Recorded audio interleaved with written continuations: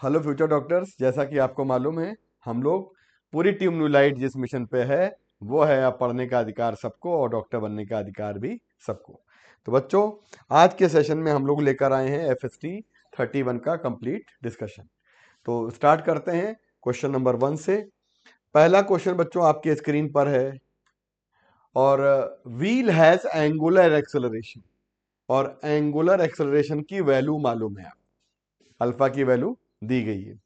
Initial angular speed आपको दे रखी है ओमेगा नॉट, टाइम दे रखा है और आपसे एंगल पूछा जा रहा है। सेकेंड इक्वेशन लगा देंगे omega naught plus half alpha T square.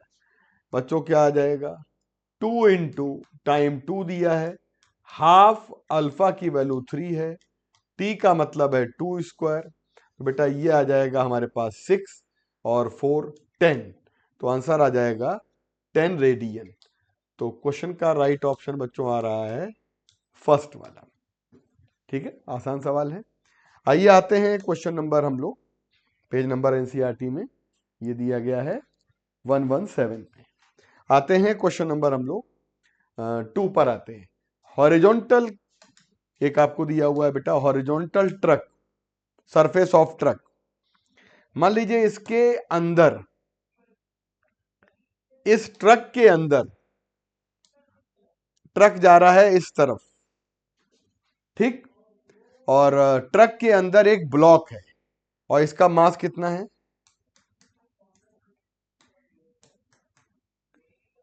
और इसमें जो ट्रक अगर इधर जा रहा है तो ब्लॉक रखा हुआ है तो स्यूडो फोर्स लगेगा इस तरफ, स्यूडो फोर्स इस तरफ।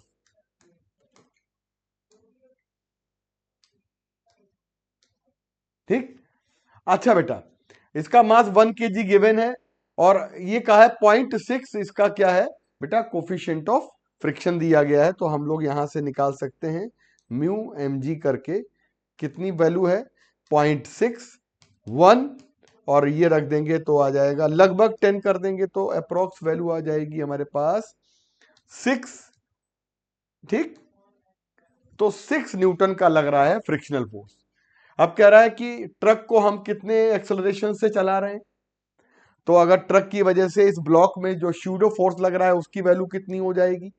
ब्लॉक का मास कितना है? और ये आ जाएगा 5 न्यूटन।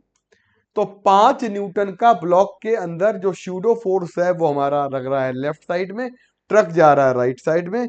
तो लेकिन ये जो फोर्स है ये हमारा फ्रिक्शन से क्या है? बहुत कम है। कम है मतलब 5 है और ये 6 है। तो ऐसी कंडीशन में हमसे कह रहा है कि what is the acceleration of the block. तो पहली बात तो ब्लॉक मूव ही नहीं करेगा, तो अल्टीमेटली हमारे पास आंसर आ जाएगा 0। ठीक है बच्चों, तो आसानी से निकाल सकते हैं।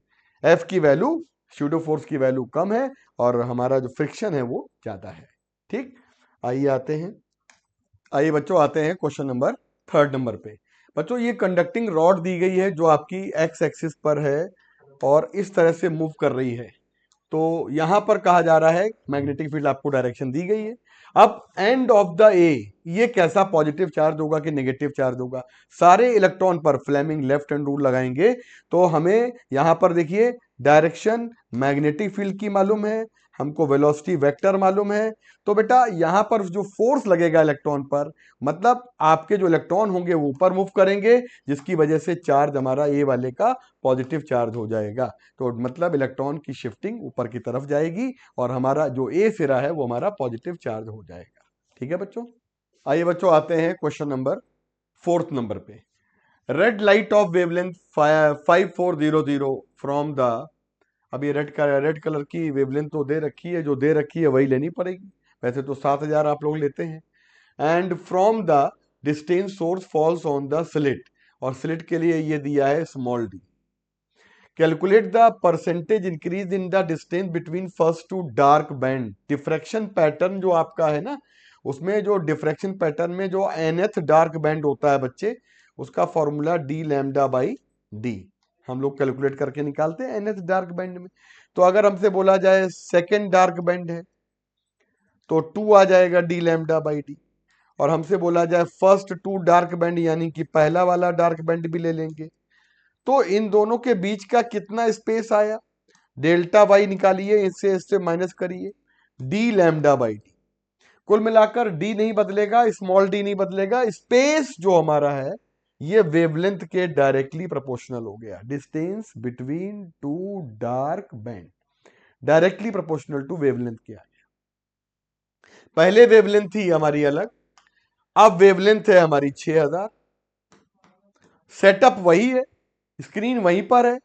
तो हम लोग एक काम कर लें कि इन परसेंटेज इंक्रीज की बात कर लें, वेवलेंथ बढ़ रही है तो डेल्टा वाई भी बढ़ जाएगा, तो delta Y two minus delta Y one upon आ जाएगा डेल्टा वाई वन। तो बेटा इंटू 100 कर दीजिए, क्योंकि डेल्टा वाई लैम्डा के प्रोपोर्शनल है, तो लैम्डा टू, लैम्डा वन और लैम्डा वन कर देंगे।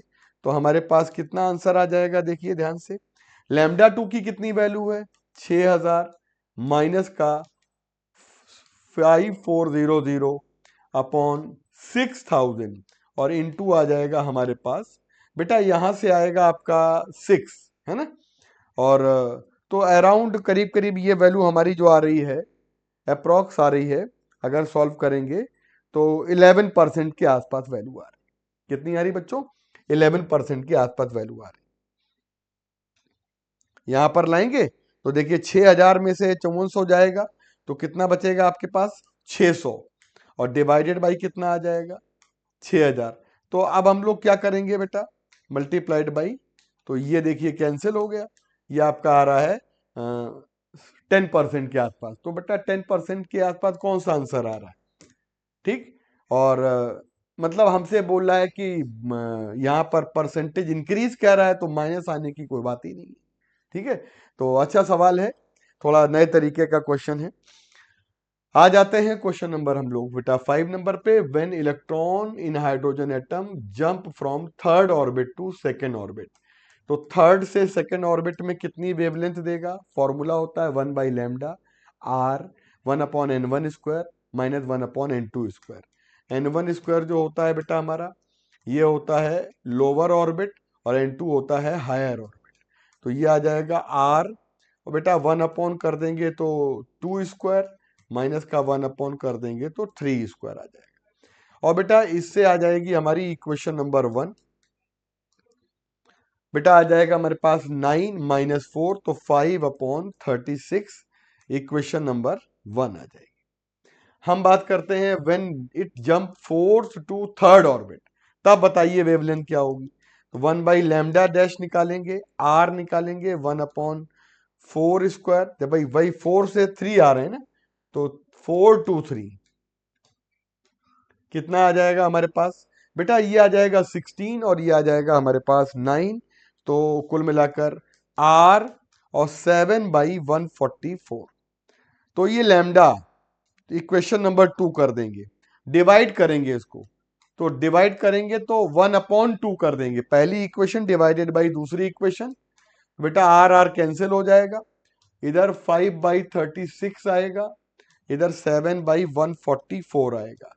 बेटा 5 बाई 36 कर दीजिएगा और 7 नीचे 144 ऊपर।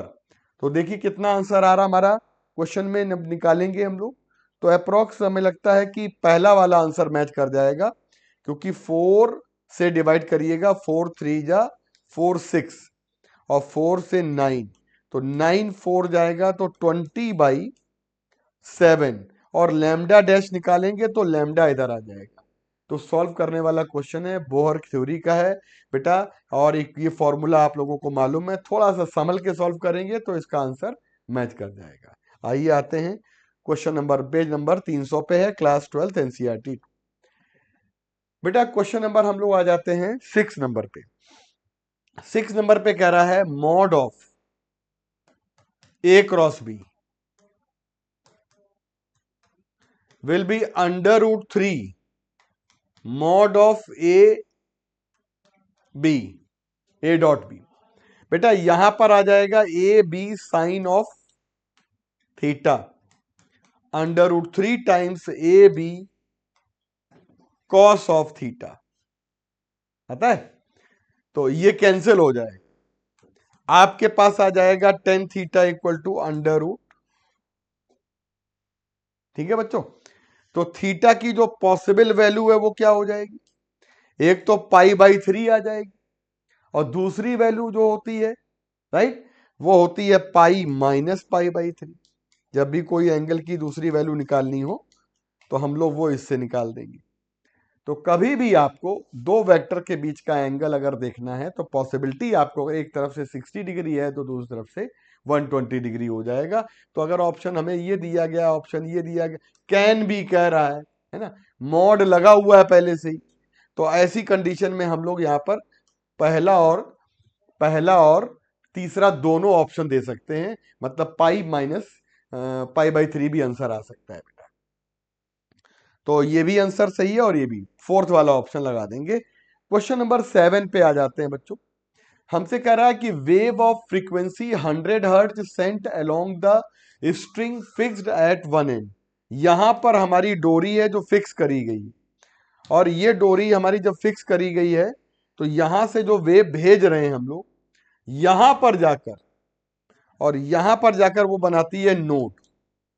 तो जब नोड बनाती है यहां पर जाकर, तो हमसे कह रहा है कि reflected back and form a note at a distance of 10, तो 10 सेंटीमीटर ही डोरी की वास्तविक लंबाई हो जाएगी, यही तो है। और नोट बनेगा जहां बंधी हुई है और नोट वहां बन रहा है, तो नोट से नोट के बीच की डिस्टेंस क्या होती है बच्चों, तो नोट टू नोट के बीच की डिस्टेंस होती है लैम्डा बाई 2, और लैम्डा बाई 2 कितना आ जाएगा, एल। बताइए हमारे पास कितनी वैल्यू आ जाएगी, लैम्डा बाई 2 इक्वल टू, ये आ जाएगा 10 centimetre, lambda equal to 20 centimetre, 0.2 metre. हमसे क्या पूछा जा रहा है बच्चों, स्पीड निकालनी है मीटर पर सेकेंड। तो फॉर्मूला क्या आ जाएगा, v equal to n lambda. N कितना आ गया, लैम्डा कितना आ गया, आंसर आ जाएगा 20 मीटर पर सेकेंड। क्वेश्चन का राइट आंसर आ जाएगा सेकेंड वाला। चलिए बच्चों, आते हैं हम लोग क्वेश्चन नंबर 8 पे आते हैं। क्वेश्चन नंबर 8 पे आते हैं। देखिए कह रहा है कि वायर की हमारे पास लेंथ कितनी दे रखी है, एल, और यूनिफॉर्म लीनियर मास डेंसिटी कितनी दे रखी है, एम। तो मास डेंसिटी अगर हमको दे रखी है तो हम अगर इसका मास निकालेंगे बेटा तो ये आ जाएगा हमारे पास, पहली बात तो ये आ जाएगा, मास आ जाएगा। वायर जो हमारा है, उस वायर का को हमने टर्न किया है लूप के फॉर्म में, तो रेडियस आर ले लेंगे हम लोग, तो ये आ जाएगा वायर की लेंथ। तो रेडियस की वैल्यू आ जाएगी एल बाई, वायर का मास ही पता चल गया, पूरा रिंग का मास मालूम है और हमको रेडियस मालूम है, तो आई सी एम निकल आएगा, ये सी एम है। तो आई सी एम की वैल्यू कितनी आ जाएगी, मास कितना है, मास कितना है बेटा, एम आर स्क्वायर होगी। तो मास कितना है, एम एल, और आर की वैल्यू कितनी है, एल बाई 2 पाई का होल स्क्वायर। तो ये आ जाएगा M L cube by 4 pi square. अब अगर हमसे पूछा जाए कि parallel axis X X dash के अबाउट कितना आ जाएगा मोमेंट ऑफ इनर्शिया, तो एक काम करते हैं हम लोग, इन्होंने कहा ना एक्स एक्स डैश के अबाउट निकाल, तो एक्स एक्स डैश के अबाउट निकालना है तो ये आ जाएगा I C M plus M R square. तो आई सी एम कितना ऑलरेडी है आपके पास, M L 3 cube by 4 pi square, plus M कितना है टोटल हमारे पास, कितना मास है ना, कैपिटल एम आर स्क्वायर, ये आ जाएगा हमारे पास एम एल, ठीक। और बेटा ये आ जाएगा एल बाई 2 पाई का होल स्क्वायर, फिर से वही आ जाएगा, तो 2 टाइम्स एम एल क्यूब आ जाएगा अपॉन 4 पाई आर स्क्वायर आ जाएगा, एल स्क्वायर आ जाएगा, तो 4 पाई स्क्वायर आ जाएगा। तो अल्टीमेटली हमारे पास 2 times M L cube upon 4 pi square, पहला वाला ऑप्शन सही है, फर्स्ट वाला ऑप्शन हम लोग लगा देंगे। क्वेश्चन नंबर हम लोग आ जाते हैं बच्चों 9 नंबर पे आ जाते हैं। Question number, for the given angle of projectile, हमें यहां पर प्रोजेक्टाइल के लिए गिवन एंगल मतलब थीटा की वैल्यू कांस्टेंट होगी। इनिशियल वेलोसिटी को डबल कर दिया जाता है। तो रेशियो ऑफ द रेंज हमें मालूम है बेटा, एक फॉर्मूला टेन थीटा जो होता है ना, ये डिपेंड करता है हमारा h अपॉन आर का रेशियो होता है। ठीक, तो हम अगर बात करेंगे बेटा तो टेन थीटा की वैल्यू मतलब थीटा कांस्टेंट है, तो ये कांस्टेंट हो गया। और 4h अपॉन आर, हमसे h अपॉन आर ही तो पूछ रहा है, हमसे r अपॉन एच कह रहा है, r अपॉन एच। तो r अपॉन एच की वैल्यू क्या हो जाएगी? तो मेरे हिसाब से ये कांस्टेंट है, थीटा कांस्टेंट है, तो h अपॉन आर क्या रहेगा? कांस्टेंट। इसका मतलब r अपॉन एच भी क्या रहेगा? कांस्टेंट, यानी कि रिमेन्स सेम, यानी कि आंसर आ जाएगा चौथा वाला। ठीक है बच्चों, क्वेश्चन नंबर आ जाते हैं हम लोग बच्चों 10 नंबर पे। ये पेज नंबर दिया है 391 39 और 11 की एनसीईआरटी है। क्वेश्चन नंबर हम लोग आ जाते हैं बेटा 10 नंबर पे। Displacement of the particle for the mass m 1 kilogram varies at time s की वैल्यू दे रखी है 3t स्क्वायर प्लस का 2t प्लस 1। आपको निकालना है work done by the force acting on the body during t equal to 2 से 4 second. तो आप यहाँ पे वर्क एनर्जी थ्योरम में एक काम कर लीजिएगा कि आप यहाँ पर 2 से 4 सेकेंड के बीच में आप निकालिए चेंज इन काइनेटिक एनर्जी। ठीक है बच्चों, उसके लिए हमको चाहिए वेलोसिटी। तो पहली वेलोसिटी आ जाएगी हमारी ये वाली, एक बार डिफरेंशिएट कर दीजिए, 6t प्लस 2 आ जाएगा। वेलोसिटी का तो आ ही गया, अब पहले पहली ना करिए, यहां से हम अगर हम पहली वेलोसिटी निकालेंगे तो t की जगह पर 2 पुट कर देंगे। अगर हम दूसरी वेलोसिटी निकालेंगे फाइनल, तो t की जगह पे 4 पुट कर देंगे। तो ये कितना आ जाएगा? 6 2 या 12 प्लस 2 14, और ये कितना आ जाएगा? 24 plus 2 26। Change in kinetic energy निकालें हमें यहां पर, और मास दिया है 1 किलोग्राम। तो बेटा वर्क डन हो जाएगा change in kinetic energy, final kinetic energy minus initial kinetic energy, half आ जाएगा। m की वैल्यू कितनी है? और v2 square minus v1 square आ जाएगा, हाफ आ जाएगा। m की कितनी वैल्यू है? v2 की वैल्यू कितनी है बेटा? तो v2 की वैल्यू जब हम निकालेंगे तो 4 स्क्वायर माइनस का 2 स्क्वायर आ जाएगा। बच्चों नहीं, 4 नहीं आएगा, v2 मतलब 26 और माइनस का 14 स्क्वायर।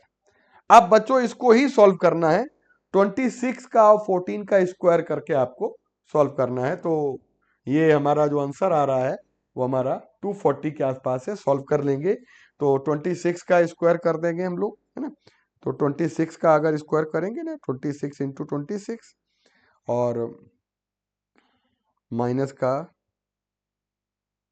बेटा डिवाइड बाई 2, तो 240 आंसर आ रहा है। 196 होता है आपका 14 का स्क्वायर, तो 240 बिल्कुल करेक्ट आंसर आ रहा है। ठीक है बच्चों, 240 joule. Change in kinetic energy will be equal to किया गया कार्य। क्वेश्चन नंबर आ जाते हैं बच्चों हम लोग, 2 mole of mono atomic gas, ideal gas, confined in container is cooled such that its temperature decrease by 10। उसका टेम्परेचर हमारा चेंज इन टेम्परेचर कह रहा है 10 डिग्री सेल्सियस है। Change in kinetic internal energy हमें निकालनी है। बच्चों मोनो एटॉमिक गैस दी गई है, हम सब लोग जानते हैं म्यू सीवी डेल्टा टी होता है, और म्यू सीवी की जगह पे 3r/2, मतलब सीवी का फॉर्मूला क्या होता है आपका? सीवी का कोड वर्ड होता है 3r 353 स्टार r। तो बच्चों सीवी आ जाएगा हमारे पास 353 स्टार r। तो यहां से निकालेंगे ना तो 3r/2 आ जाएगा, 3r/2। तो यहां पुट कर देंगे बेटा 3r/2 और डेल्टा टी कर देंगे, तो हमारे पास कितना आ जाएगा बच्चों? ये वैल्यू आ जाएगी हमारे पास, म्यू कितना है? म्यू दिया गया है हमको कितने मोल गैस है? 2 मोल और 3/2 और 8.31 और डेल्टा टी दिया गया है हमारा 10। सॉल्व कर लेंगे हम लोग। तो हमारे पास ये वैल्यू आ रही है क्वेश्चन नंबर 11 में माइनस का। पहली बात तो माइनस का क्यों कह रहे हैं, क्योंकि टेम्परेचर को घटा रहे हैं, डिक्रीज करता है तो हमारा माइनस आती है, यानी कि 250 यहां से वैल्यू हमारी आ रही है। ठीक है बच्चों, आइए बच्चों आते हैं क्वेश्चन नंबर 12 पे। क्वेश्चन नंबर 12 में बच्चों ये बोला जा रहा है कि variation of potential with the capacitance के साथ कोई भी वेरिएशन नहीं होगा, यानी कि कांस्टेंट वैल्यू रहेगी। ठीक है, तो सेकंड वाला ऑप्शन सही है, इंडिपेंडेंट होता है। बात करते हैं बेटा हम लोग क्वेश्चन नंबर 13 की। Imagine earth to be solid sphere of mass m and radius r। Earth है ना, और if the value of acceleration due to gravity at a point A below D, below earth surface से D नीचे। Earth surface से जब हम D नीचे की बात करेंगे तो जी डैश बराबर हो जाएगा 1 माइनस डी अपॉन आर। तो बच्चों हमारे पास ये वैल्यू कितनी कह रहा है, g/4 हो जाती है, 1 माइनस डी बाई आर। तो ये वैल्यू हमारी हो जाती है g/4 अर्थ सरफेस के d मीटर नीचे। और कह रहा है कि h हाइट ऊपर जाने पे कितनी हो जाती है। अगर हम h हाइट ऊपर की बात करते हैं तो पहले तो यहां से निकाल दीजिए, ये 1/4 आ जाएगा, 1 माइनस आ जाएगा, और इसको लाएंगे इधर, इसको लाएंगे इधर, तो यहां पर मिलेगा हमारे पास d/r इक्वल टू 3/4। तो d इक्वल टू आ जाएगा 3r/4। मतलब अर्थ सरफेस से कितना नीचे आप जा रहे हो डेप्थ पे, 3r/4। ठीक है, फिर हाइट कितनी होनी चाहिए, h, b पॉइंट एक दूसरा पॉइंट है। तो कुल मिलाकर बात ये बोली गई है आपको बेटा कि एक तो पॉइंट आपका डी नीचे वाला आ गया, ए पॉइंट, और दूसरा पॉइंट आपका हो गया बी पॉइंट, जो एच ऊपर हाइट पर है। तो जब हम हाइट की बात करेंगे ना बच्चा, तो हाइट की जब बात करेंगे तो हमारे पास आ जाता है फॉर्मूला एच हाइट पर G dash acceleration due to gravity. तो ये आ जाएगी हमारी एच हाइट की बात कर रहे हैं। तो हम अगर एच हाइट की बात कर रहे हैं तो ये पॉइंट बी है और ये पॉइंट हमारा क्या है, ए है। तो बी पॉइंट और ए पॉइंट के बीच की डिस्टेंस निकालनी है, तो सीधे सीधे ये आ जाएगा R upon R plus H का होल स्क्वायर। और ये वैल्यू कितनी दी गई है एच हाइट पर भी, g/4, जी कट जाएगा, और R upon R plus H का होल स्क्वायर। तो एच हाइट पर भी acceleration due to gravity g/4 ही है। इसको कट कर दीजिए, स्क्वायर रूट ले लीजिए, तो R upon R plus H आ जाएगा, और इसको करेंगे सॉल्व तो R plus H equal to 2r आ जाएगा। ये वैल्यू आ जाएगी r, यानी कि हम लोग को याद भी है। तो अर्थ सरफेस से r ऊपर और अर्थ सरफेस से 3r/4 नीचे, g का मान सेम है। हमसे कह रहा है बताइए डिस्टेंस बिटवीन ए और बी। तो हमसे पूछा क्या जा रहा है, इसके बीच की दूरी निकालना है। तो भैया कितना हो जाएगी, ए से बी के बीच की दूरी हो जाएगी 3r/4 और प्लस का r, तो 7r/4 4, तो ये 7r/4 पहला वाला आंसर सही आंसर है। ठीक है बच्चों, तो एक अच्छा सवाल है, कोई दिक्कत नहीं है, हम आराम से कर भी लेंगे। आते हैं क्वेश्चन नंबर, पेज नंबर 133 पर है। क्वेश्चन नंबर 14 पर आते हैं। 4 lead acid type secondary cells दिए गए हैं और हर किसी का ईएमएफ है 3। इंटरनल रेजिस्टेंस कितना दिया गया है, joined in series to provide a supply to the resistance 5.4 ओम।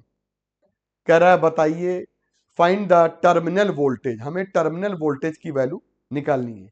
तो टर्मिनल वोल्टेज की वैल्यू निकालने के लिए बेटा क्या करेंगे, करंट इक्वल टू होती है एन ई अपॉन, हमारे पास टोटल कितना रेजिस्टेंस है बच्चा, तो आर प्लस एन आर। तो बच्चों एक काम कर लीजिएगा, बहुत अच्छे से दिमाग लगा के करंट की वैल्यू निकाल दीजिए कितनी आ रही है। तो आपके पास आ रहा है 4 है और एक का ईएमएफ 3 है। आर की वैल्यू 0.15 है, नहीं 5.4 है एक्सटर्नल रेजिस्टेंस, प्लस 4 इंटू 0.15 है, ये आ जाएगा हमारे पास। ठीक है, तो ये 0.6 आ जाएगा। तो बेटा ये आ जाएगा 2, करंट आ रही है 2 एम्पियर की। ठीक, अब कह रहा है बताइए टर्मिनल वोल्टेज क्या हो जाएगा perpendicular of the particular cell. तो फाइंड द टर्मिनल वोल्टेज, हमें तो निकालना है टर्मिनल वोल्टेज। तो V बराबर ई माइन, एक पर्टिकुलर सेल की बात कर रहे हैं, I R, E I R small r. याद रखिएगा कि एक पर्टिकुलर सेल की बात चल रही है,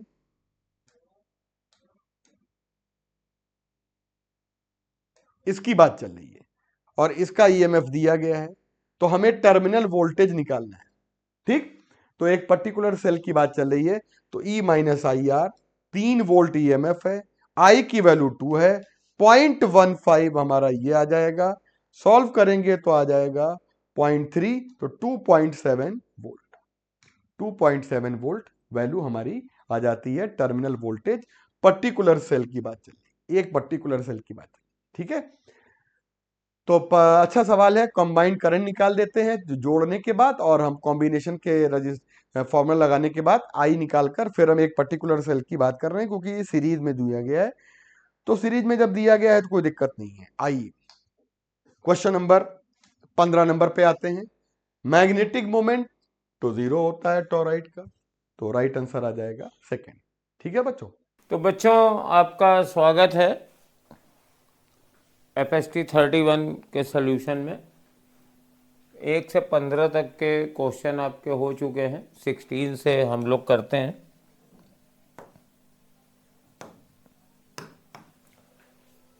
देखिए 16 नंबर में मॉलिक्यूल की एवरेज काइनेटिक एनर्जी का फॉर्मूला हमें चाहिए।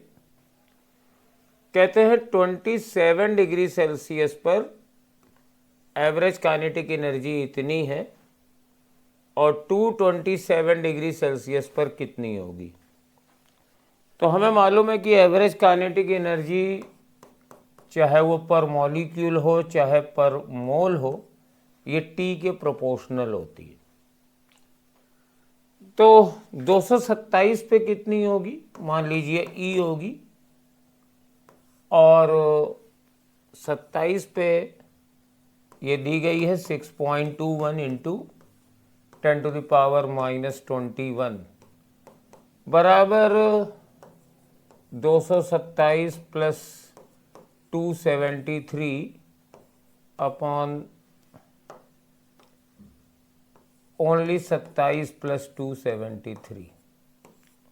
ये प्रॉपर रेशियो है। अगर E प्रोपोर्शनल टू T है तो E1 अपॉन E2 बराबर T1 अपॉन T2। तो ये 500 है, ये 300 है, तो E बराबर 6.21 इंटू 10⁻⁻21 इंटू 5/3। अब मल्टीप्लाई कर लीजिए, 10⁻⁻21 सब में है और 3 से डिवाइड करोगे तो ये 10.35 थर्ड वाला आंसर आना चाहिए। हमने पूरा मल्टीप्लाई नहीं किया है, मैंने ऐसे 3 किया है। मान लो ये 6 होता तो 2 होता तब 10 आ जाता, तो 0.21 है तो कुछ ज़्यादा हो जाएगा, थर्ड वाला हो गया।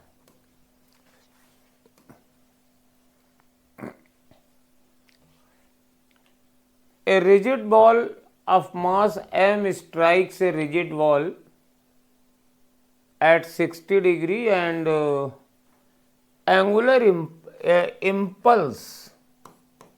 तो बच्चा इम्पल्स बराबर होता है चेंज इन मोमेंटम, और यहाँ पे इसका एक फॉर्मूला हम लोग यूज करते हैं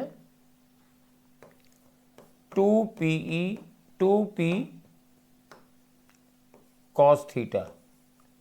अगर इलास्टिक कोलिजन होता है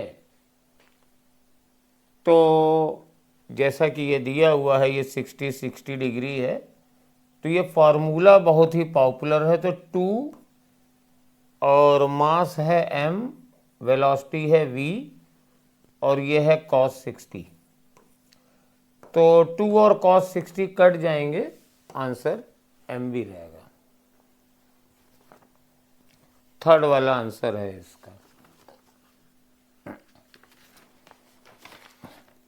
अब ये ग्रेविटेशन का क्वेश्चन है। हमें मालूम है कि time period is proportional to r की पावर 3/2 रहता है। t² proportional to r³ Kepler's law से। तो पहले ये 5 घंटे था,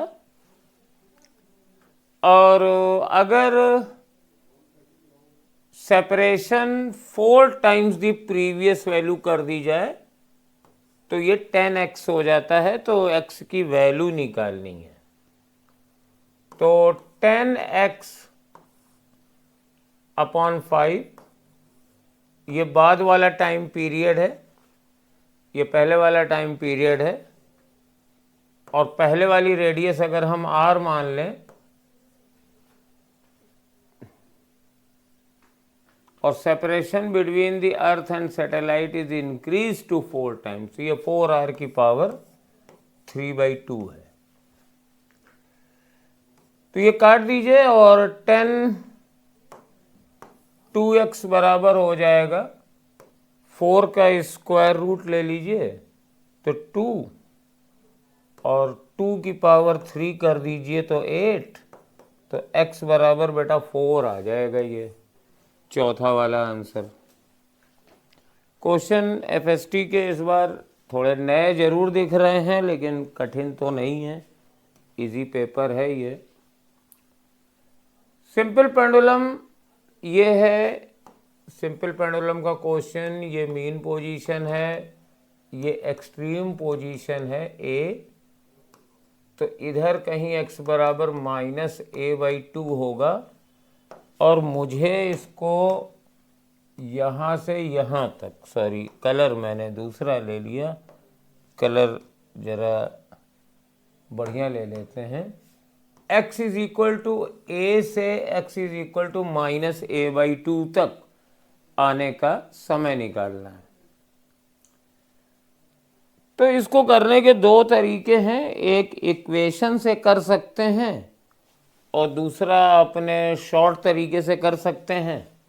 इक्वेशन वाला आपके सॉल्यूशन में दिया हुआ है, और जो हम लोग क्लास में बता देते हैं एज ए ट्रिक कि यहाँ से यहाँ तक का आने का टाइम, ये वाला टाइम बेटा t/4 होता है, और यहाँ तक आने का टाइम t/12 होता है। आपको याद होगा कि 0 से a/2 तक और a/2 से a तक का टाइम का रेशियो ये कई बार पूछा जाता है। ये t/12 होता है, ये यहाँ से यहाँ तक का टाइम, ये वाला टाइम t/6 होता है, यानी ये रेशियो 1:2 होता है, और यहीं पर एक पॉइंट a/√2 होता है। तो ये वाला टाइम t/8 और t/8 दोनों हो जाते हैं, और टोटल टाइम तो ये t/4 रहता है। तो ये सब क्लास में बच्चों को टीचर्स बता देते हैं, आपको भी मालूम होगा। तो यहाँ से यहाँ तक आने का टाइम होगा t/4 प्लस t/12, और इसको जोड़ लीजिए, इसको 3 से मल्टीप्लाई कर दीजिए, तो एलसीएम नीचे वाले डिनोमिनेटर सेम हो जाएंगे, तो 4t/12 यानी t/3 आ जाएगा। थर्ड वाला आंसर इसका है। ये एक स्लाइड मैंने छोड़ रखी है, जिससे कि कभी कभी इसमें पूरा नहीं हो पाता है। This is a very simple question, और इसमें मैं आपको एक फार्मूला बताता हूँ। मैं पहले निकाल दूंगा जिससे आपको समझ में आए। जैसे मान लीजिए ये दो डिफरेंट रॉड्स हैं, एक रॉड ये है, और मान लीजिए एक दूसरी रॉड, ये सॉरी कलर बदल दें दूसरी रॉड का, दूसरी रॉड ये है। अब टेम्परेचर हम मान लें ये θ1 है और ये θ2 है, और ये तो आप जानते हैं ये जंक्शन का टेम्परेचर होता है। तो जंक्शन का टेम्परेचर निकालना सबको आता है। और यहां पे क्या किया गया है, जंक्शन का टेम्परेचर नहीं पूछा गया है। ये दो पॉइंट्स हैं, मिडिल पॉइंट्स हैं। ये सफेद वाली रॉड का मिड पॉइंट है और ये हमारे पास पिंक वाली रॉड का मिड पॉइंट है, और इसका डिफरेंस पूछा गया है। तो इसका डिफरेंस कैसे निकालेंगे? तो देखो ये वाला जो टेम्परेचर होगा ना वो θ1 प्लस θj/2 होगा, क्योंकि किसी भी एक रॉड के लिए स्टेडी स्टेट में टेम्परेचर ग्रेडियंट लीनियर होता है। तो अगर यहाँ का टेम्परेचर θ1 है और यहाँ का टेम्परेचर θ2 है, ये पूरी डिस्टेंस L है, तो L/2 पर टेम्परेचर ये इन दोनों का मिडिल पॉइंट ही होगा। और यहाँ का टेम्परेचर θj प्लस θ2/2 हो जाएगा। और अगर हमें इन दोनों का डिफरेंस निकालना है तो ये θ1 प्लस θ2/2 आ जाएगा। माइनस करेंगे θ1 माइनस θ2/2 आ जाएगा। ये दोनों रॉड के मिडिल पॉइंट का टेम्परेचर का डिफरेंस है। तो यहां पे एक टेम्परेचर है 0 और एक है 100। एक तरफ 0 है, दूसरी तरफ स्टीम है, तो इनके मिडिल पॉइंट का टेम्परेचर हो जाएगा 100 माइनस 0/2 यानी 50 डिग्री। Second option. अगर इस फॉर्मूले को आप याद रख सकते हो तो बहुत ही अच्छा रहेगा, डायरेक्ट हो जाएगा। नहीं तो वैसे भी कर सकते हो, बस ये मालूम होना चाहिए कि किसी रॉड के मिडिल में टेम्परेचर एवरेज होता है उसके बीच में।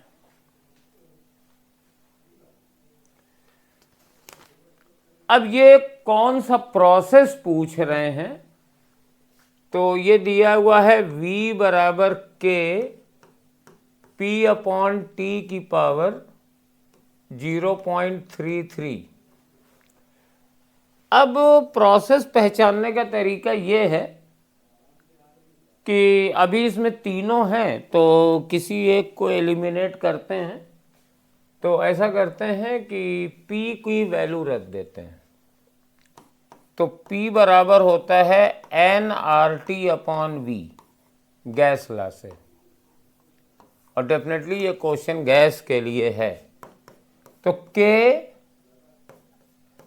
nRT/V की पॉइंट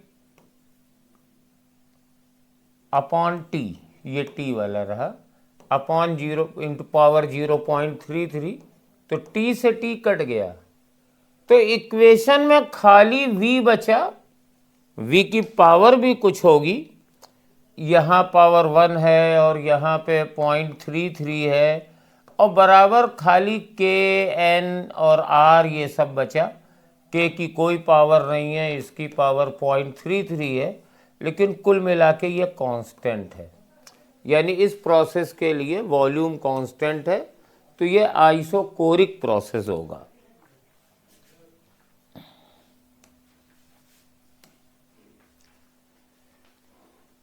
ये PYQ है पुराना, मॉडिफाइड किया गया है। पार्टिकल की पोजीशन दी गई है x बराबर 9t² minus t³। What will be the position of the particle when it achieves maximum speed? तो मैक्सिमम स्पीड वहां होगी जहां एक्सेलरेशन बराबर 0 होगा। तो V निकालो,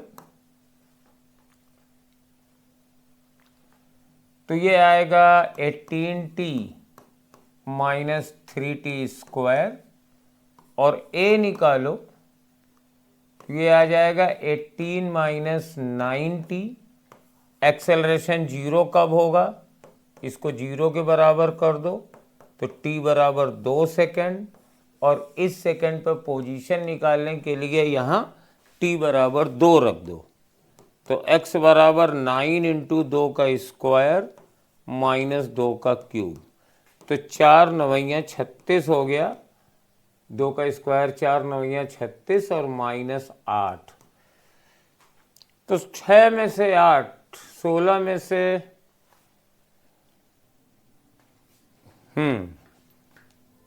यस, जब इसको डिफरेंशिएट किया तो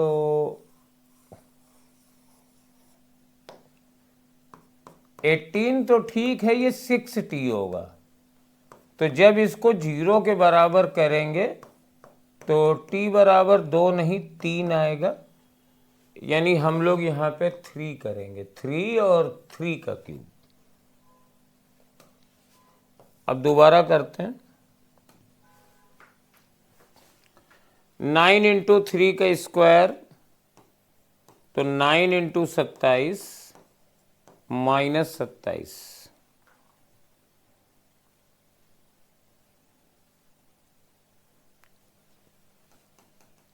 फिर गड़बड़ हो गया। 9 इंटू 3 का स्क्वायर यानी 9 माइनस 27, तो ये 81 माइनस 27 हुआ। तो 11 में से 7 गया 4, और 7 में से 2 गया 5, 54 आंसर आ जाएगा। इस क्वेश्चन में काफ़ी सिली मिस्टेक करते हुए नजर आए हम।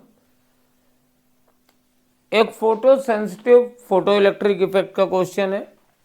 फोटो सेंसिटिव मटेरियल है और इसका work function H new not है, और 2 बार एनर्जी दी गई है, एक बार 4 एच न्यू नॉट और एक बार 8 H new not.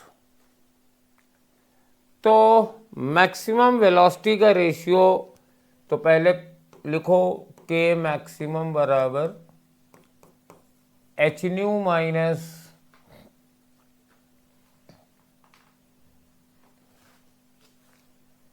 H new not, तो v1 square upon v2 square, क्योंकि मैक्सिमम काइनेटिक एनर्जी तो हाफ mv स्क्वायर होगी, हम डिवाइड कर रहे हैं। तो पहले वाले केस में फोटान की एनर्जी 4 एच न्यू नॉट थी, तो 4 H new not minus H new not, और दूसरे वाले केस में ये 8 एच न्यू नॉट थी माइनस एच न्यू नॉट।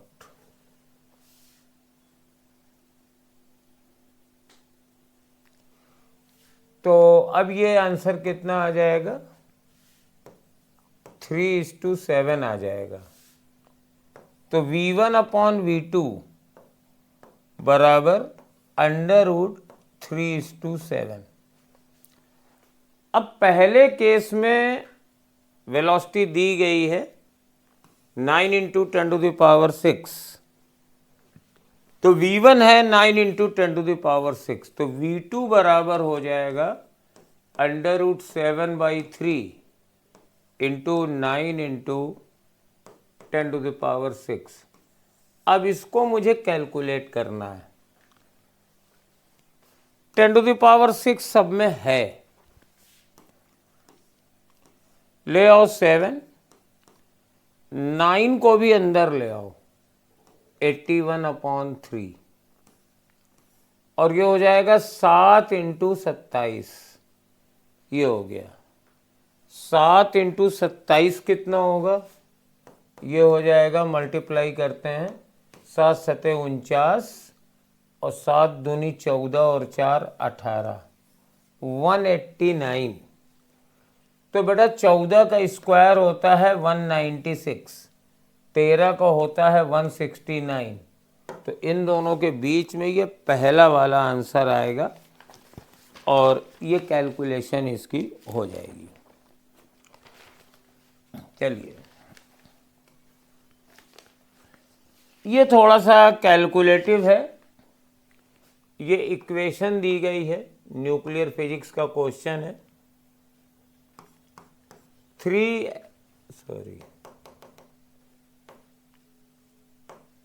ये इक्वेशन दी गई है 3Li7 plus 1H1 becomes 4Be8 और मासेस सबके दिए गए हैं और एनर्जी पूछी गई है। तो mass of reactant minus mass of product, तो 7.0020 प्लस प्रोटॉन का भी मास दिया है 1.0027 माइनस बेरिलियम का भी मास दिया है 8.0016। इसको मल्टीप्लाई करो और फिर 931.5 से मल्टीप्लाई करो तो ये एनर्जी तुम्हारी मिलियन इलेक्ट्रॉन वोल्ट में आएगी। और जब इसको तुम मल्टीप्लाई कर लोगे तो ये आंसर फर्स्ट वाला आ जाएगा। कैलकुलेशन तो करनी पड़ेगी और मैं तो करके देख चुका हूँ पहले से ही, यहाँ तुम लोगों का टाइम बचा रहे हैं। A person is standing in an elevator, Newton's laws of question है और बहुत ही सिंपल लिफ्ट वाला है। A person is standing in an elevator in which situation he finds his weight less than actual. तो वेट लेस देन एक्चुअल कब होगा? जब एलिवेटर डाउनवर्ड्स जाती है, जब ऊपर की ओर जाएगी तब तो वेट बढ़ेगा, एक्सेलरेट नीचे की ओर करेगी तो वेट घटेगा, और यूनिफॉर्म वेलोसिटी चाहे ऊपर जाए चाहे नीचे जाए तो वेट कांस्टेंट रहेगा, वही रहेगा, कोई नहीं बदलेगा। तो 25 का आंसर 2 है। ये लॉजिक गेट है और इसको बना के देख सकते हैं। 26 का आंसर आर गेट आ रहा है। कैसे आया ये आप देख लीजिए बनाना। ये है इनपुट ए, ये है इनपुट बी और ये आउटपुट है सी। तो जब दोनों जीरो थे, ये मतलब जीरो है, तो ये 0 0 का 0 ही आ रहा है। और जब ए 1 है और बी 0 है तो सी 1 है, तो 1 0 1 आ रहा है। और इसके बाद दोनों 1 हैं तो भी ये 1 आ रहा है। और जब A 0 है और B 1 है तो ये 0 है, ये 1 है, तब भी ये 1 है। तो ये आर गेट की ट्रुथ टेबल है, ऐसे आप पहचान सकते हैं। इलास्टिसिटी का क्वेश्चन है और हम जानते हैं कि इनमें इक्वल स्ट्रेसेस चाहिए। तो स्ट्रेस होती है T1 अपॉन A1 और उसकी स्ट्रेस होगी T2 अपॉन A2। फोर्स को जब एरिया ऑफ क्रॉस सेक्शन से डिवाइड कर देंगे तो स्ट्रेस आ जाएगी। अभी स्ट्रेस इक्वल है तो T1 अपॉन A1 बराबर T2 अपॉन A2 होगा। तो T1 अपॉन T2 बराबर A1 अपॉन A2 हो जाएगा। और A1 दिया हुआ है 0.4 और A2 दिया है 0.6, तो ये कट करके 2:3 आ जाएगा। Answer number 4। चलिए अब अगला वाला क्वेश्चन करते हैं। Work done in blowing soap bubble of volume V is W। तो 4 pi R square into 2 into T बराबर W दिया है। This is a work done to blow a soap bubble of radius R। अब volume तुम्हें 8V करना है, तो volume को V से 8V करने का मतलब है हमारे पास रेडियस R से 2R करना। हमें मालूम है कि V बराबर है 4/3 पाई R क्यूब, और अगर ये 8V हो जाएगा वॉल्यूम तो नई वाली रेडियस कितनी हो जाएगी, हम निकाल लेते हैं नई वाली रेडियस। 4/3 पाई इंटू R1 की क्यूब और v की जगह रख दिया 4/3 पाई आर क्यूब बराबर 4/3 पाई R1 का क्यूब। तो 4/3 पाई 4/3 पाई कट गया, स्क्वायर रूट लो तो R1 बराबर 2R हो जाएगा। तो नया वाला वर्गडन कितना हो जाएगा 2 × 4 पाई। अब ये 2R का स्क्वायर इंटू टी और ये वाला हमें वर्गडन W1 निकालना है। तो W1 बराबर हो जाएगा 4 दूनी 8 पाई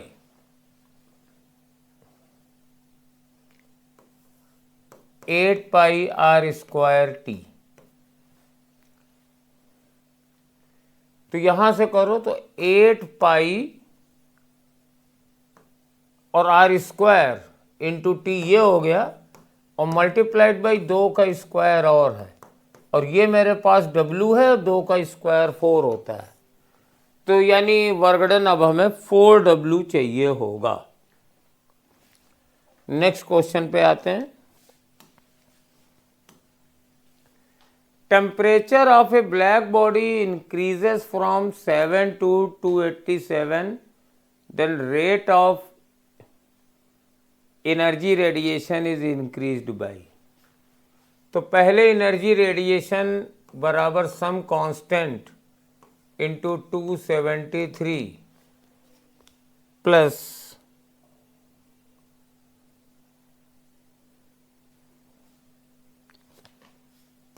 7 की पावर 4 कर देते हैं, और बाद में P डैश बराबर हो जाएगा K इंटू 273 प्लस 287 की पावर 4। तो P डैश अपॉन P बराबर हो जाएगा, अब इसको जोड़ना पड़ेगा 273 और 287, तो 7 3 10 और 16 और ये 560 अपॉन, और ये 280 होगा शायद, हाँ 280 टू द पावर 4। तो ये तो कट जाएगा, ये 2 हो जाएगा, तो 2 की पावर 4 यानी 16। तो P डैश बराबर 16P आ गया। अब ध्यान देना, इंक्रीजेस बाई लिखा है, हमें फाइनल इंक्रीजेस टू नहीं लिखा, हमें फाइनल पावर नहीं बतानी है, हमें बताना है P डैश माइनस P। तो वो हो जाएगा 16P माइनस P यानी 15 गुना 15P इंक्रीजेस बाई 15 टाइम्स। जैसे आप 100 टाइम्स बढ़ा दीजिए तो मामला डबल हो जाता है, उसी तरीके से ये है।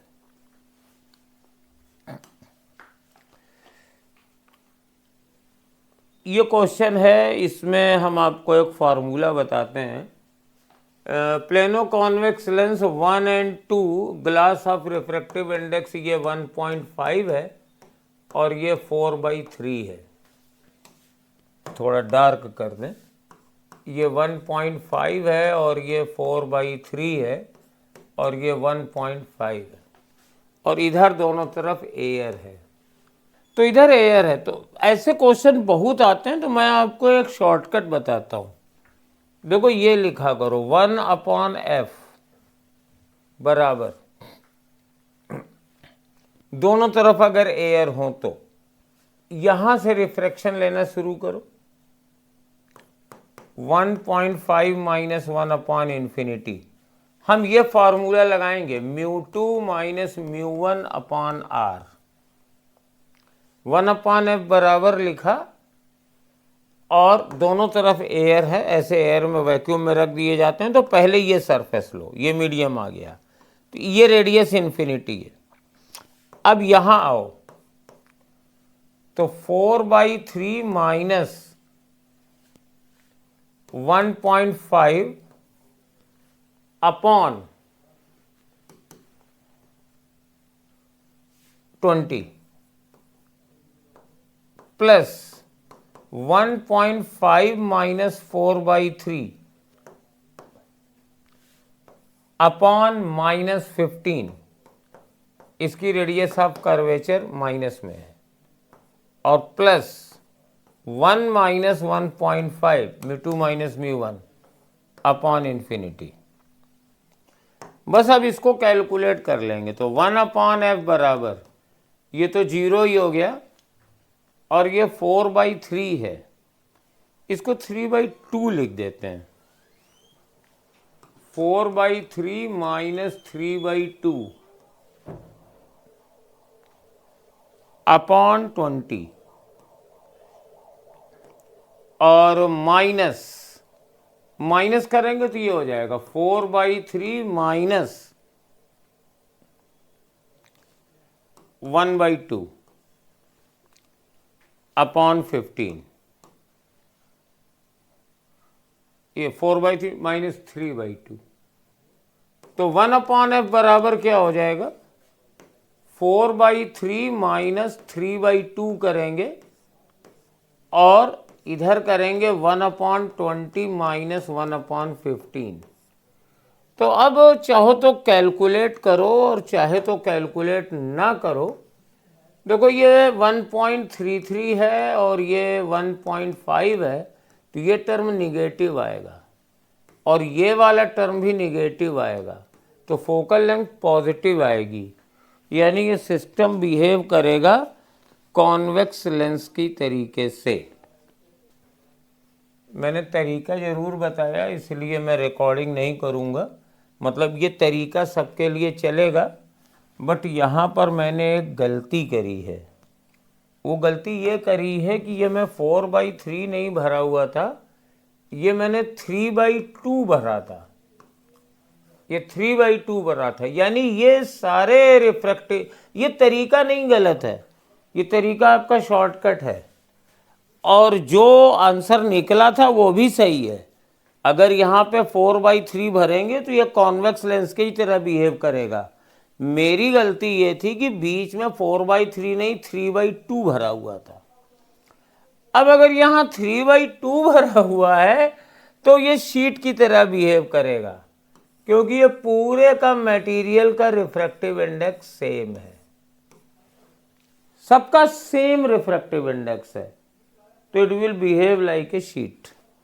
और अगर ये फॉर्मूला लगाओगे तब क्या करोगे, जहां जहां 4/3 है वहां 3/2 करोगे, और 3/2 अगर यहाँ किया तो देखो ये भी 0 हो जाएगा, ये भी 0 हो जाएगा, 4/3 के 1.5, तो 1 अपॉन एफ बराबर 0 आ जाएगा, एफ बराबर इन्फिनिटी आएगा, यानी शीट की तरह बिहेव करेगा। तो चलो अच्छा हुआ, इसी बहाने आपको ये तरीका पता चल गया बढ़िया सा। नेक्स्ट क्वेश्चन पे आते हैं। क्वेश्चन नंबर 31 देखते हैं क्या क्या दिया है। लैम्डा बराबर दिया है 6000 एंगस्ट्रॉम और distance between slits is 0.4 mm, तो 0.4 mm है, और चूंकि सारे आंसर सेंटीमीटर में दिए थे तो हम सबको सेंटीमीटर में बदलेंगे।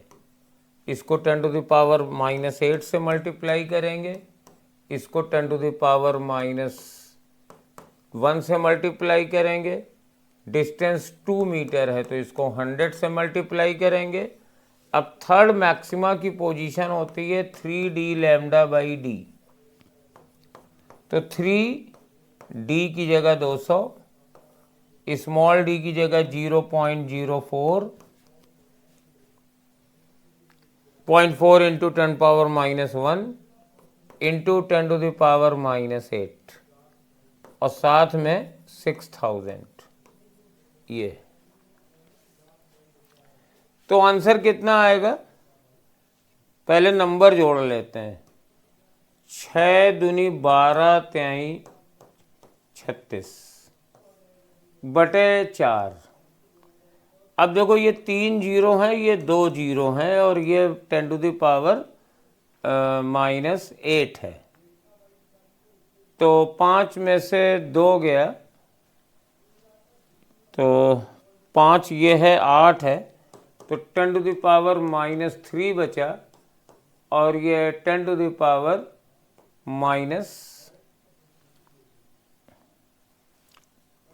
2 बचा।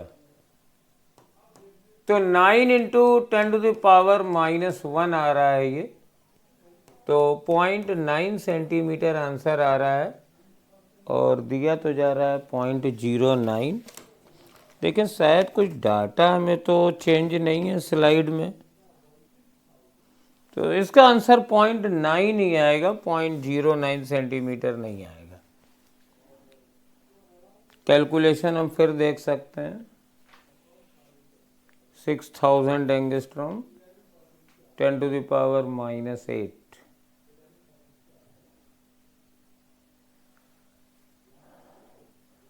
मीटर में बदलेंगे तो 10⁻−10 और फिर तो -8, तो 6000 इंटू 10⁻−8 और ये 200 सेंटीमीटर और नीचे 0.4 mm है, 0.4 mm है, तो ये 0.04, हाँ,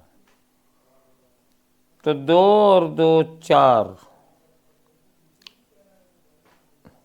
0.9 सेंटीमीटर इसका आंसर आएगा। डेफिनेटली ये आंसर बोनस कराएंगे। In an interference experiment, third bright fringe is formed at screen with a light of 700 nanometer. What should be the wavelength of light source? तो किसी जगह पे थर्ड ब्राइट फ्रिंज की distance क्या होती है? ये होती है ND λ/D। तो पहले जब थर्ड ब्राइट फ्रिंज थी तो लैम्डा इतना था, और कहते हैं अगर उसी जगह 5 ब्राइट फ्रिंज पूछनी हो तो लैम्डा कितना होगा, तो 3 इंटू 700 बराबर 5 इंटू लैम्डा, तो लैम्डा बराबर कितना हो जाएगा 2100/5, तो 5 चौको 20, 5 दूनी 10, 420 नैनोमीटर का वेवलेंथ। मतलब यह है कि किसी जगह 700 के साथ यहाँ पर थर्ड ब्राइट फ्रिंज बन रही थी, हम कितना लैम्डा यूज करें कि यहाँ 5th ब्राइट फ्रिंज बने, तो n1 λ1 बराबर n2 λ2। From the top of A 3 bodies, देखो ये बहुत लंबा क्वेश्चन है, ये टॉप है और एक हमारे पास ऊपर फेंका गया 15 kg का 20 मीटर पर सेकंड की स्पीड से, और दूसरा 10 kg का है, ये 60 से फेंका गया, और एक 20 kg का है, ये अबव ईस्ट हॉरिजन है। लेकिन बेटा एक्सेलरेशन तो सबके जी ही है ना, तो जब सेंटर ऑफ मास का एक्सेलरेशन निकालेंगे तो m1 g1 m2 g2 m3 g3 सब कैंसिल हो जाएंगे, आंसर जी ही आ जाएगा। अगर कई लोगों का सेम है तो जी कॉमन आ जाएगा, m1 m2 m3 सब कट जाएंगे। तो बहुत ही सिंपल सा क्वेश्चन था। अब मुझे यहाँ पर पोटेंशियल निकालना है, तो पोटेंशियल निकाल लीजिए, सुपरपोज किया जाएगा। तो ये प्लस क्यू चार्ज और माइनस क्यू चार्ज से डिस्टेंस बराबर है, तो जितना पोटेंशियल इसकी वजह से होगा उतना ही इसकी वजह से होगा, कट जाएंगे 0। और इन दोनों से भी डिस्टेंस बराबर है, ये दोनों चार्ज भी बराबर हैं। ये क्वेश्चन भी गलत हो गया है, करना पड़ेगा, क्योंकि बेसिकली इसका आंसर 0 तब आएगा जब ये दोनों चार्ज बराबर होते, लेकिन चार्ज बराबर नहीं है, ये दोनों डिस्टेंस बराबर हैं, और ये प्लस है ये माइनस है, तो पोटेंशियल हो जाएगा 1/4πε0, और ये वाली डिस्टेंस निकाल लेते हैं, ये 3L है, तो ये 9L² प्लस L², तो L√10 डिस्टेंस आ जाएगी, और ये चार्ज आ जाएगा Q√10 माइनस √13। तो चार्ज ये निगेटिव आएगा, और इनमें से कोई आंसर ये नहीं आ रहा है। इनमें से कोई भी आंसर नहीं आ रहा है तो डेफिनेटली ये वाला क्वेश्चन बोनस करा दिया जाएगा। Electric field associated with EM wave in free space is given by, तो इसका आंसर हमारे पास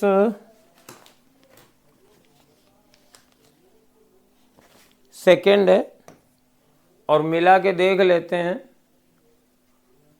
ए का आंसर ये प्रोपेगेशन ये -z है तो ए विल मैच विद एस, ये प्लस है तो ये -z की ओर जा रहा है।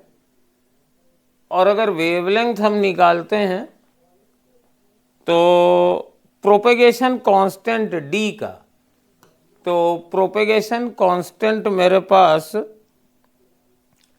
ये k है और ये चल रही है फ्री स्पेस में। प्रोपेगेशन कांस्टेंट k होता है तो हम k निकालते हैं, तो 3 × 10⁸ बराबर ओमेगा, t का कोफिशिएंट ओमेगा होता है अपॉन k, तो k निकालेंगे तो 2 आएगा, यानी प्रोपेगेशन कांस्टेंट मेरे पास ये q से मैच करेगा।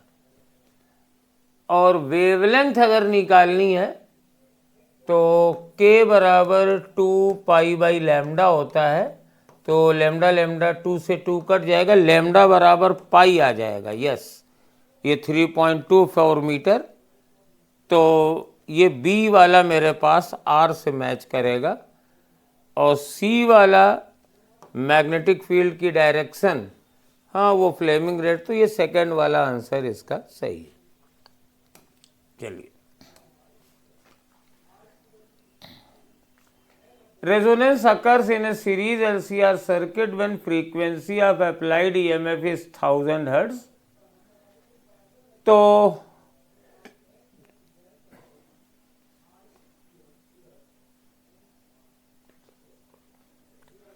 ये गलत है, क्योंकि अगर रेजोनेंस हो रहा है तो रेजोनेंस कहाँ होता है, ऐसे होता है, ये वाली फ्रीक्वेंसी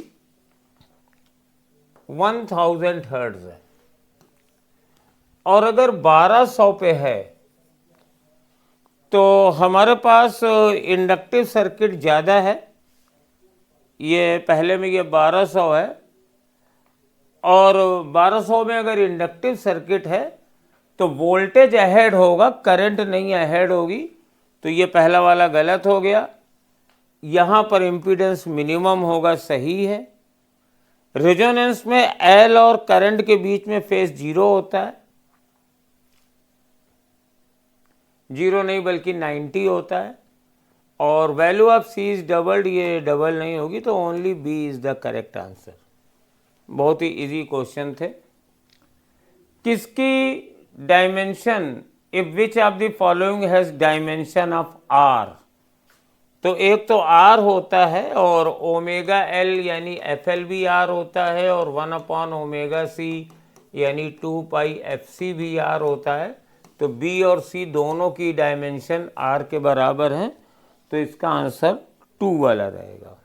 अब क्वेश्चन नंबर 38 देखिए बच्चों, diamagnetic substance do not obey curies law, ये स्टेटमेंट बिल्कुल सही है।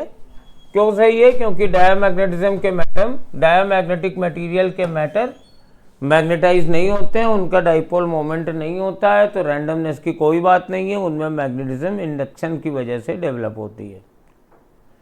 क्यूरी पॉइंट पर फेरोमैग्नेटिक पैरामैग्नेटिक की तरह करते हैं। क्यूरी टेम्परेचर ही वो होता है जिसमें फेरोमैग्नेटिक मटेरियल पैरामैग्नेटिक बन जाता है।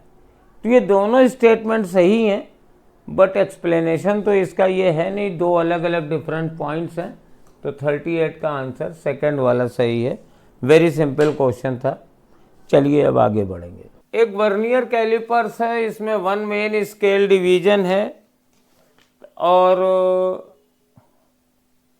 n is the number of divisions on vernier scale and m be the length of vernier scale। तो हमारे पास जो लीस्ट काउंट है वो मेरे पास होती है s - v, तो मेरे पास लीस्ट काउंट कितनी है, 0.02 है, और मेन स्केल डिवीजन 0.1 सेंटीमीटर है, और वर्नियर डिवीजन की लेंथ कितनी होगी, ये m/n होगी। ये m इसकी लेंथ है और n इसमें डिवीजन है, तो m/n बराबर हो जाएगा 0.1/0.02। तो ये 10/,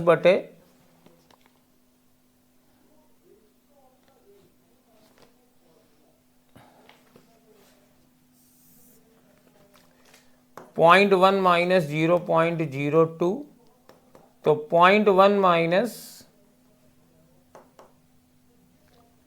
0.1 माइनस 0.02, तो ये घटाइए, ये 0.08 आ जाएगा।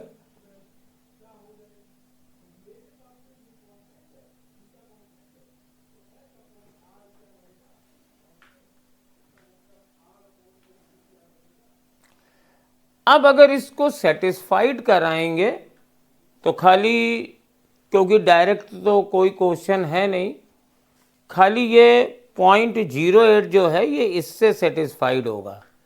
m/n की वैल्यू 0.08 होनी चाहिए, तो 0.8/10 0.08 आ रहा है, बाकी किसी में 0.08 नहीं आ रहा है। यही इसको करने का तरीका रहेगा। ये सीधे फॉर्मूला निकल आता है 40 वाले का।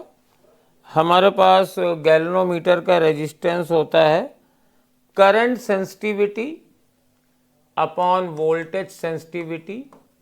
तो करंट सेंसिटिविटी मेरे पास 5 डिवीजन्स पर मिली एम्पियर है, तो ये पर एम्पियर निकाली जाएगी, तो ये 5000 हो जाएगी, ये 20 हो जाएगी, तो आंसर इसका डिवाइड कर दीजिए 250 ओम हो जाएगा। ये फार्मूला है एक्सपेरिमेंट का, गैल्वेनोमीटर रेजिस्टेंस बराबर current sensitivity upon voltage sensitivity. और ध्यान रखिएगा कि ये मिली एम्पियर में है, तो आंसर ओम में चाहिए, तो ये एम्पियर और वोल्ट में होनी चाहिए। ये बड़ा सीधे सीधे एक्सपेरिमेंट का फॉर्मूला है 41 का, ये एक्सप्रेशन सही होता है, ये आप कहीं भी प्रूफ देख सकते हैं। और इसमें आपको लॉजिक गेट्स बनाना पड़ेगा, कौन किसके इक्विवेलेंट है, ट्रुथ टेबल मैच करानी पड़ेगी, या फिर बूलियन अलजेब्रन मैच करना पड़ेगा। तो अगर हम इसके लिए लिखें y बराबर, तो ये हो जाएगा a प्लस बी नॉट, ये a आया और ये b नॉट हो गया, और फिर ये नॉट लगा है तो इसका होल हो गया, तो ये बना a⁻.b। अब सबको आप निकाल करके देखेंगे, थर्ड वाले को देखते हैं, तो ये मेरे पास है a, ये a आया, डॉट b नॉट आया, और ये नैंड है तो इसका होल हो गया, तो a नॉट प्लस b, सबका निकालते हैं। a नॉट प्लस b आ रहा है,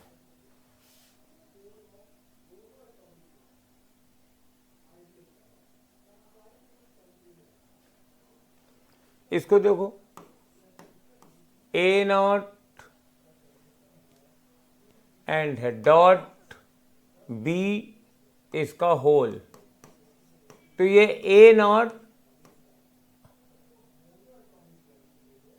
a प्लस, ये आ रहा है a प्लस b बार, और ये कितना आ रहा है, ये है, तो a डॉट, ये नॉट लगा दिया, इसका होल नॉट हो गया है, तो a नॉट डॉट b है। और इसको अगर देखें तो ये a प्लस b का ये नॉट लगा हुआ है, तो ये a बार डॉट b बार हो जाएगा। और अगर इसको देख रहे हैं तो ए डॉट बी बार बराबर ए प्लस इसका होल बार है। तो ए नॉट प्लस बी आ रहा है, और अगर इसको दिखेंगे तो A not dot B, A not dot B, A not dot B है, तो इसका फोर्थ वाला सही होगा। 42 का आंसर फोर्थ वाला सही होगा। The speed of projectile at maximum height is √3 times the initial speed। तो maximum height पे speed u cos theta is equal to √3/2u, तो थीटा बराबर 60 हो गया। अब कहते हैं कि range of projectile is p times the maximum height, तो 4h अपॉन ph बराबर 1060, तो h कट गया, तो p बराबर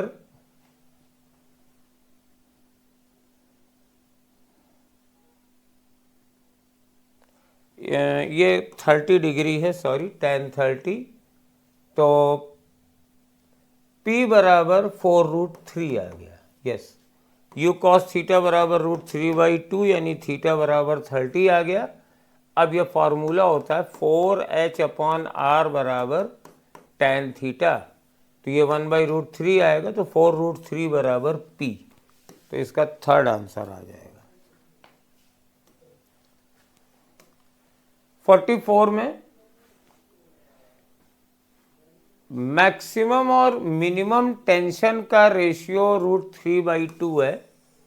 तो देखिए यहाँ पे वेलोसिटी u है, यहाँ पे वेलोसिटी v है, तो मैक्सिमम टेंशन होगा हमारे पास ऐसे ऊपर की ओर होगा, ये ऊपर टेंशन होगा, ये ऐसे है टेंशन,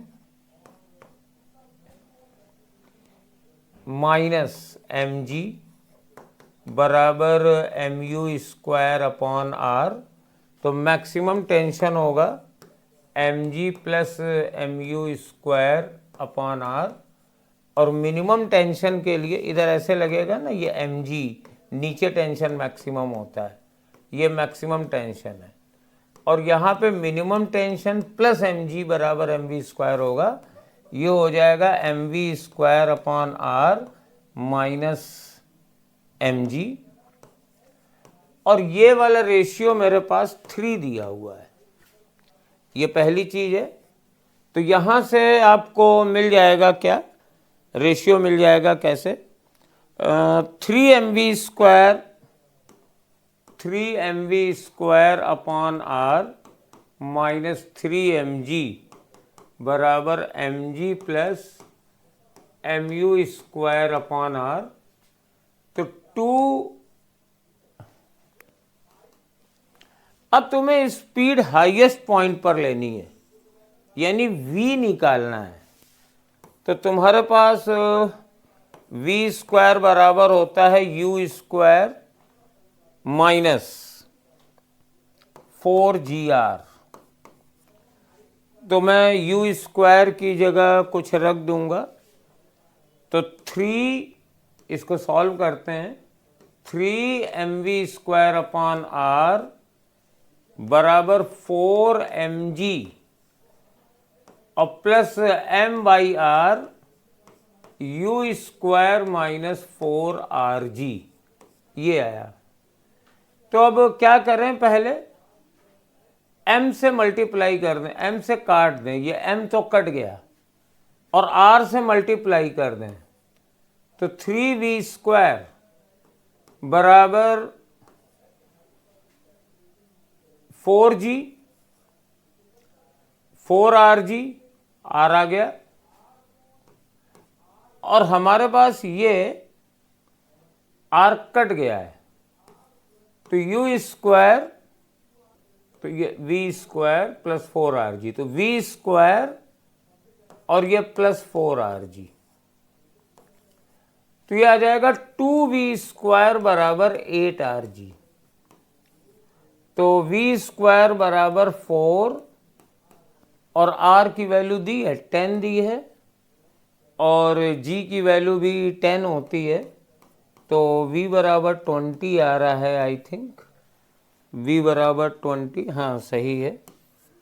ये दो इक्वेशन थी वर्टिकल सर्कुलर मोशन की, और यहाँ पे मैंने जो चेंज किया था ना, मैंने u² की वैल्यू रखी है, तो u² बराबर हो जाएगा v² प्लस 4rg। सॉल्व करने पे ये 20 मीटर पर सेकेंड आ रहा है। अब स्प्रिंग का टाइम पीरियड होता है 2π√m/k। तो पहले ये 2 सेकेंड था, और जब 2 kg का और रख दिया तो टाइम पीरियड बढ़ गया। तो t + 1 बराबर 2π√m+2/k। तो डिवाइड कर दो, t + 1/t बराबर √m+2/m। और पहले ये 2 सेकेंड था, तो टाइम पीरियड पहले 2 सेकेंड था, तो मतलब t की वैल्यू 2 थी, तो 3/2 बराबर √m+1/m। स्क्वायर कर दो, 9/4 बराबर m+1/m।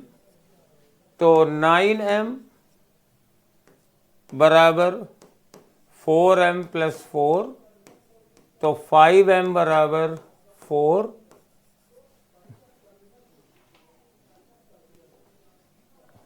ये 2 था, m+2, m+2, तो ये 2 आ जाएगा, तो ये 2 आ जाएगा, 2। तो 9m बराबर 4m प्लस मल्टीप्लाई करेंगे तो 8, तो डिवाइड करेंगे तो 8/5 यानी